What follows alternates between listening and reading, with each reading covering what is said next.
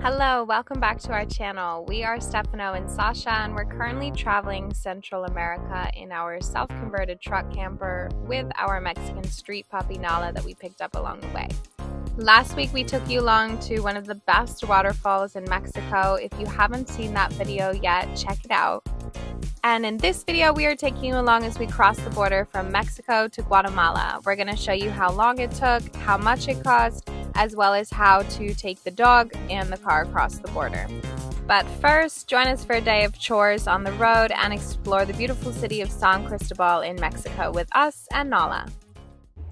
Today we have woken up, clearly just woken up, excuse my hair, I really need a shower, in San Cristobal in Mexico. It's cold. It's freezing. We actually got the comforter back out. We had put it away. It is so cold here. We are just sleeping in this grass patch. And we are getting ready to cross the border into Guatemala. So we thought we would make a video. We found it quite difficult to find information crossing the border from Mexico to Guatemala, both by car and also with a little dog. And we have both of those. So we are gonna go make some copies of our documents today, do some laundry, get a lot of chores done. So we're all ready to go. Go through what food we can and can't bring, what the puppy needs and stuff like that. And we're gonna share with you exactly how we cross the border.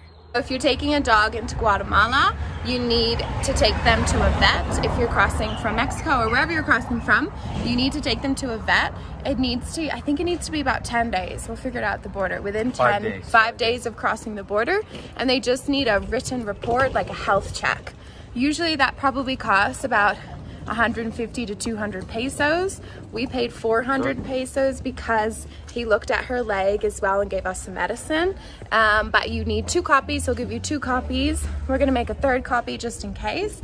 And then you need all of their vaccinations as well in their little vaccination book.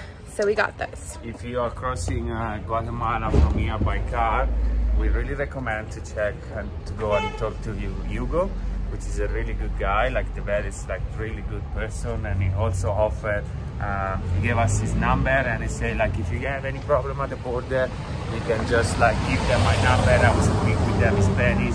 So yeah, it's like a good thing like to do for me. And he's in San Cristobal de Casa, that's where we are, and his vet is called Vida Veterinaria. We just dropped off our laundry, so now we're gonna reward ourselves with a coffee. Okay, 2 more streets. What's gonna happen when you're not an armed dog anymore? Huh? The good part about doing chores in the city is at the same time you get to explore a little bit. And just walking like near the city center, and San Cristobal looks exactly like as Oaxaca, just a smaller version and less busier. You got like lots of colors and lots of cute restaurants and cafe, like this one.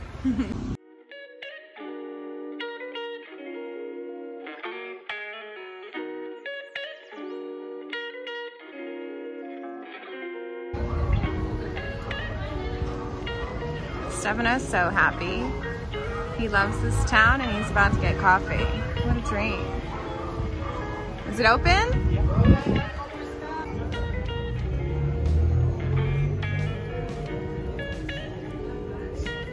This looks good. Almond milk with turmeric, ginger, cinnamon. Mojito cold brew. Cold brew, I love a cold brew. Filter coffee. Oh my God. Are you happy? I'm happy. This place is so beautiful. Mm-hmm. Good morning, little puppy. Do you have a good little sleep? He's still sleeping. Oh, baby. Time to go. Time to leave the cafe.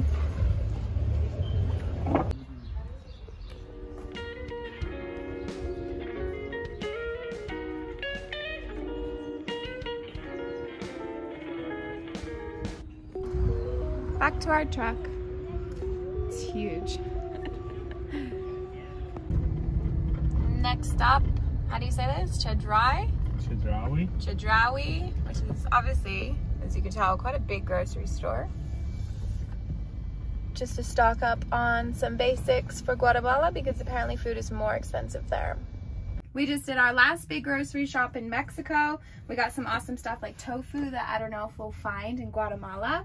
We heard they have less big chains and stuff there. We did not get a lot of fresh fruit and veg because we're not sure if we can take it over the border yet. I read conflicting things on the internet, so we just got enough fruit and veg for a couple of days, which is the amount of time until we cross the border. Next chore on the list is to fill up our water tank, go have a shower before it's too cold, and then walk into town and pick up our laundry. This is how we get water. We have 2 of these bottles. I think they're, I don't know how big they are. And then we need to dump them in our tank. Water done. That cost 30 pesos or about $2. It's 5:30. We picked up our laundry. Show us our laundry. We did our sheets, which is a luxury, our towels, and some clothes. And what did it come to? 100 pesos. 100 pesos, Which is about $5.50, maybe $6.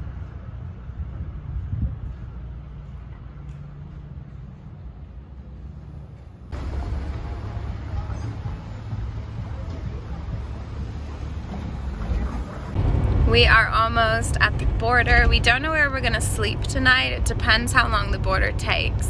Right now it is 12:40 p.m. so we're running a little bit late, and we heard that it takes 2 or 3 hours to cross the border just in going back and forth and going to the ATM and stuff. So I mean, it's the Monday. Yeah, we're hoping it's not busy. Yeah, and actually that it's open. Yeah, and that it's open.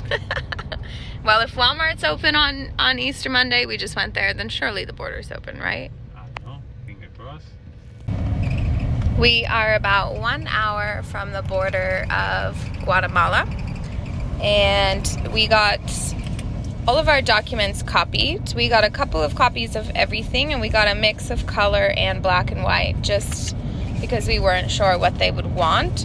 So we copied our licenses, we copied our passports, we copied our tip for Mexico, our vehicle imports, especially if they do not give us that $400 deposit back. We copied our registration for the vehicle, the dog's veterinary certificate, and the title of the vehicle, and our passports. So I made 2 colors in copy of our identity and 1 color in black and white. All of this costs 32 pesos, which is like $2. So it's gonna be handy to have some extras because I don't know which ones they'll like. There was a bit of a funny thing with her vet paperwork. The first vet that she went to, his last name was Duque, or first name, I'm not sure. And the second vet looked at that paperwork and thought that that was the name of the dog. So now on the paperwork it says the name of the dog is Duque. So that's her name when we cross the border. She has no idea she's going international if they ask. Other things, we cleaned out the fridge. We ate all our fruit and veg. The fridge is broken anyway, so we had to eat all our bacon and cheese. So we aren't bringing any produce. We got enough money for paying the exiting from Mexico. Yeah. Apparently you have to pay 500 pesos. Maybe you have to pay a departure tax, so we have 1,000 pesos left for that, which I hope we don't need. We still have our FMM. Yep. And we read on a blog that theoretically you need like the receipt of the FMM, which we don't have anymore. I threw that away because I thought, why would we need a receipt? So there might be a chance that we need to make another FMM. Yeah. We don't know yet. We will let you know. Yeah, just depends who you get, as with everything else down here. The drive to the border and the actual border crossing was entirely safe, but it is important to point out that if you don't speak any Spanish, you will need to pay a translator at the border or have your phone handy because they will only speak Spanish. We just remembered we have to hide our plants.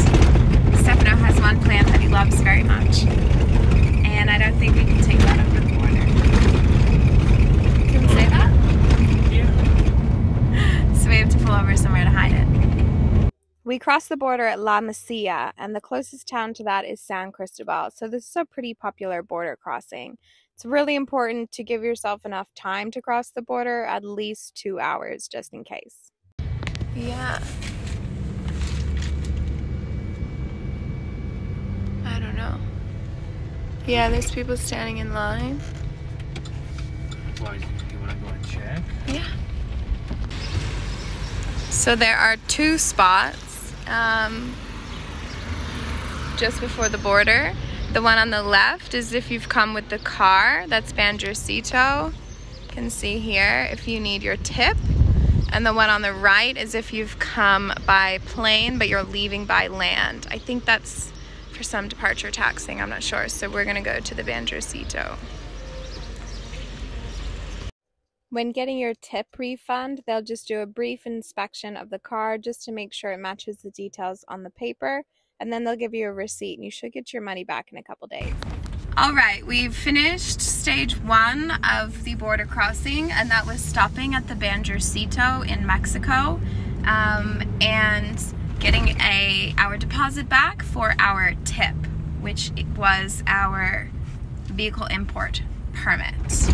They did tell us that the other day someone came with a truck as big as ours with a camper, and they wouldn't let them in Mexico because it was too big. Yes. But so they had to go back to Guatemala, basically. Yeah, so he said that could be a possibility when we return. He was just giving us information. He said if that happened, it's just up to who you get at the border. Classic. Classic. So hopefully they let us back in, or maybe we'll just sell the truck down there. Yeah. But that probably took us 45 minutes. Yeah. It's Easter Monday, so we were like 3rd in line. It didn't take... It wasn't so bad. Yeah. It's just like there are a lot of people coming from Guatemala, like a lot of European people, so we just were mixing the group of people coming all together. But other than that, it was like a pretty quick. Yeah, small like operation. Yeah. All they do is they get your tip paperwork, which you should have. They also email it to you when you get it as well. And they just check your car. She took a few pictures of the VIN number and stuff like that, and then they give you a receipt, and tomorrow we should get our deposit back, which was about $400 US. One extra thing, I remember reading on some blogs like that at this office they will just check your FMM and make you pay for a new one in case like you lose the receipt or the FMM is not in good condition. Or it's torn, yeah. It didn't happen to us. They didn't even look at our FMM. Yeah. Mine had been in the trash can, so mine's not in good condition, but they didn't even look. But again, like it's Mexico, so you never know. It might be good, it might be It depends on the day. We also heard they were phasing out FMMs, the paper ones, and you'll soon get a stamp only in your passport, which means you don't have to worry about carrying around your FMM. But it is Mexico, so it depends where you go. Exactly. So now we are off to, we didn't have to do anything with the puppy either for leaving Mexico. We just left her in the camper, and now we are heading to the Guatemala side of the border.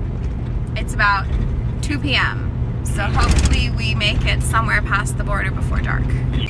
We also just want to note that we had heard that you have to pay a departure tax of 500 pesos per person, and we did not have to pay that departure tax. We actually didn't even go into the customs. We only went into the tip office. So I hope that's okay. I hope so. I mean, we didn't have to do anything else other than getting our money back. Why, like, I don't know. I guess so. I guess. Yeah. This is just a little town you go through between the Mexico side and the Guatemala side if you want to extend your border time some more and do some shopping.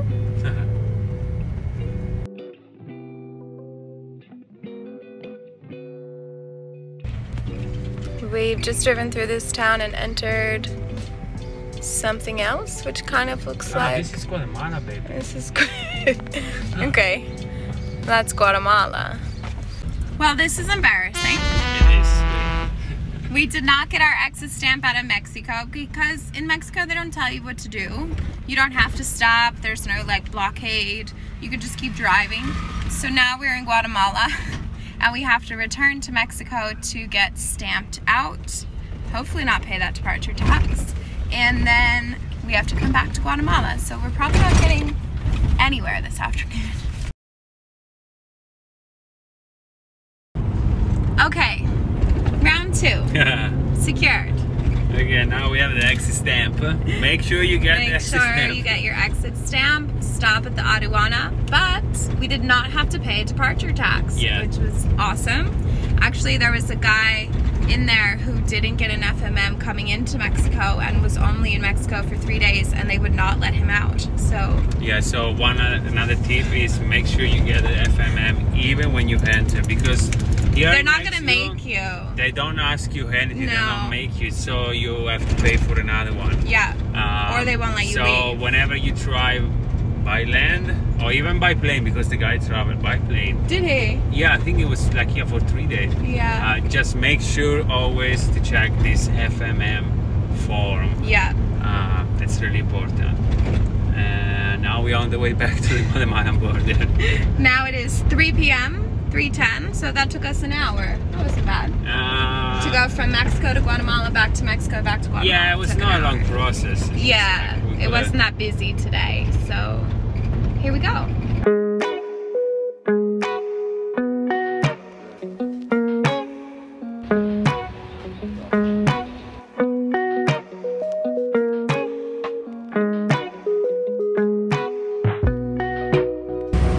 Okay, we've made it through Guatemala and it is 4:10 p.m. So that whole thing, every time I looked at the clock, actually it was 10 after. That whole thing took what, 2 hours? Yeah, más o menos. 2 hours, yeah. More or less. It wasn't waiting in line, there wasn't a lot of people, it was just like, fill out this paperwork, wait. Okay, now you have to go to the bank and pay for it, wait. Okay, now you have to come back with the receipt from the bank, wait. So, yeah. It was not so bad. It was not so bad, but definitely allow yourself 2 to 4 hours, which we didn't really plan for. But we also made a mistake to have to go back. And what we had to do for Nala was pretty easy. We just had to show her veterinary certificate from the vet in San Cristobal and her vaccine passports. They gave us this receipt with a little QR code on it that they will scan when we leave Guatemala, and when we re-enter Guatemala again we can use the same piece of paper. So we had to pay 110 Guatemalan dollars. I feel like it's called the Quetzal, but I might be... I think it's Quetzal. Yeah. So 110 for her, which, how much is that? $14. For about $14, pretty cheap. Maybe a little bit more. Let me check. Yeah, you're right. So not much.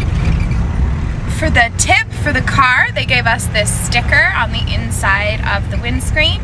They gave us a receipt, and it was not like Mexico where you pay and you get the deposit back. There was no deposit.